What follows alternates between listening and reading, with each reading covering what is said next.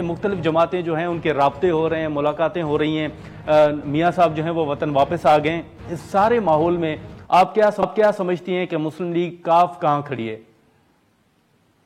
بسم اللہ الرحمن الرحیم. تھینک یو نادر صاحب، آپ نے شو پہ انوائٹ کیا.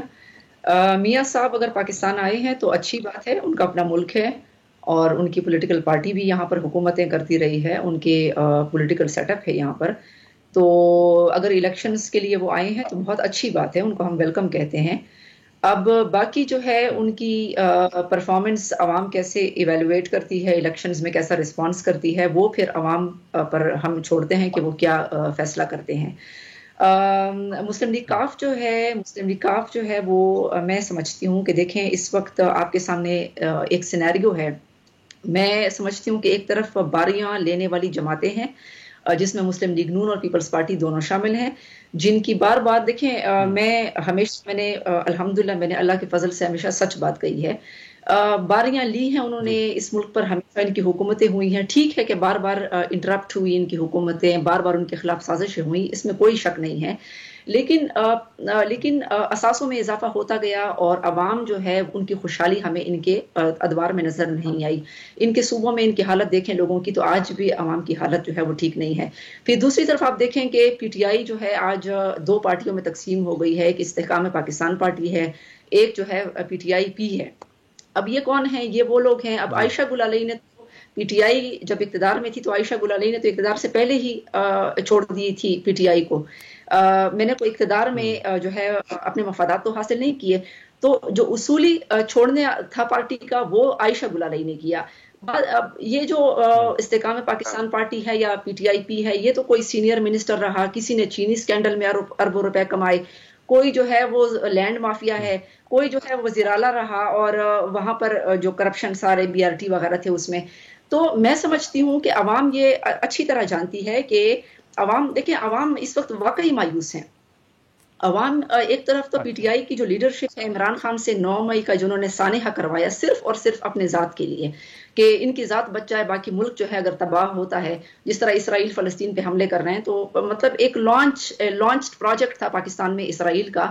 اس نے پاکستان کے ساتھ آج جو اسرائیل مسلمانوں کے ساتھ کر رہا ہے وہی اس لانچ پروجیکٹ نے پاکستان کے ساتھ کرنے کی کوشش کی، اخلاقی طور پر تباہ کرنے کی کوشش کی، معاشی طور پر تباہ کرنے کی کوشش کی.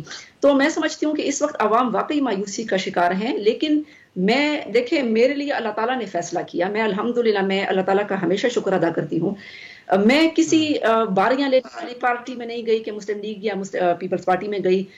مجھے اس وقت بھی آفرز آ رہی ہیں کہ جو دو پولیٹیکل پارٹیز ہیں پی ٹی آئی پی اور استحکام پاکستان پارٹی، آپ ان کا حصہ بن جائے، آپ کو منسٹری بھی مل جائے گی، آپ ایم این اے بھی بن جائیں گی. میں نے کہا کہ مجھے کوئی کسی غلط پلیٹ فارم پر جا کر جو کہ مفادات انہوں نے پی ٹی آئی سے حاصل کی اور پھر جب مفادات حاصل ہو گئے تو پی ٹی آئی چھوڑ دی. اب میں ایسے منافقت والے لوگوں کے ساتھ ایسے غلط پلیٹ فارم پر میں جا کر مجھے کوئی منسٹر نہیں بننا، نہ مجھے ایم این اے بننا ہے. الحمدللہ میرے لیے مسلم لیگ قائد اعظم کا فیصلہ ہے وہ اللہ تعالیٰ نے کیا، اور مسلم لیگ قائد اعظم اس وقت واحد وہ جماعت ہے جو پاکستان میں ایماندار اور کرپشن سے پاک لوگوں کی جماعت ہے، اور صرف مورلی کرپشن سے پاک نہیں بلکہ فائنینشلی بھی کرپشن سے پاک. آپ چودھری شجاعت صاحب کو دیکھ لیں. لیکن عائشہ صاحب، آپ جن جماعتوں کے اوپر آپ تنقید کر رہے ہیں، استحکام پاکستان پارٹی یا پی ٹی آئی پی کی بات کر رہی ہیں، اس میں تو آپ دیکھیں کہ کوئی نہ کوئی رہنما جو ہے وہ آئے دن ان جماعتوں میں شامل ہوتا ہے، تو اس کی وجہ آپ کیا دیکھ رہی ہیں؟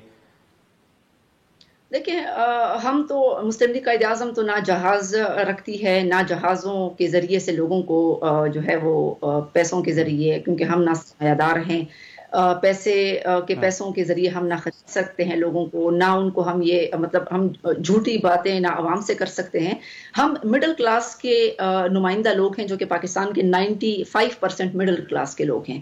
تو ہم مسلم لیگ قائد اعظم جو ہے وہ پاکستان کے عام لوگوں کی جماعت ہے، اور ہمیں اس سے کوئی فرق نہیں پڑتا کہ کون جو ہے چڑھتے سورج کی طرف جا رہا ہے، جو کہ بظاہر نظر آ رہا ہے. حالانکہ فیصلہ عوام کریں گے الیکشن میں، اور انشاءاللہ مجھے امید ہے کہ جو نگران گورنمنٹ ہے وہ صاف شفاف الیکشن کروائے گی. اور میں سمجھتی ہوں کہ ہمارے مسلم لیگ قائد اعظم کے کینڈیڈیٹس، میں خود بھی جنرل سیٹ پہ الیکشن لڑوں گی، اور ہمارے کینڈیڈیٹس میں نے جو ہے کیونکہ میں ایڈیشنل جنرل سیکرٹری بھی ہوں پارٹی کی، تو ہمارے کینڈیڈیٹس خیبر پختونخوا سے بھی کھڑے ہوں گے، فاٹا سے بھی کھڑے ہوں گے، ایکس فاٹا سے، پنجاب اور سندھ سے بھی کھڑے ہوں گے، بلوچستان سے بھی کھڑے ہوں گے. تو عوام کے لیے یہ ایک جی اس وقت ایک تھرڈ آپشن عوام کے لیے مسلم لیگ قائد اعظم ہے. اور میں آپ کو یہ بتاؤں کہ ہم وہ واحد پارٹی ہیں جو کہ ہمارا منشور یہ ہے کہ پارلیمنٹ میں ہم مزدوروں اور کسانوں کو ریزرو سیٹس دلانا چاہتے ہیں تاکہ وہ سرمایہ داروں کا بالکل. جاگیرداروں کا پارلیمنٹ کے فلور پر مقابلہ کریں. ہم معذور افراد جو کہ لیکن پاکستان عائشہ میں صاحبہ اس وقت چودھری صاحب کیا سمجھتے ہیں کہ میاں صاحب کی وطن واپسی جو ہے وہ کسی سمجھوتے کے تحت ہے جیسے پیپلز پارٹی کھل کے کہہ رہی ہے، اور دوسرا میاں صاحب نے وطن واپس آنے کے بعد چودھری صاحب کے ساتھ کوئی رابطہ کیا ہے؟ دیکھیں ہماری جو اسٹیبلشمنٹ ہے اس کو نیوٹرل ہونے کا بار بار تانا دیا گیا، تو الحمدللہ اگر وہ نیوٹرل ہے تو بہت اچھی بات ہے.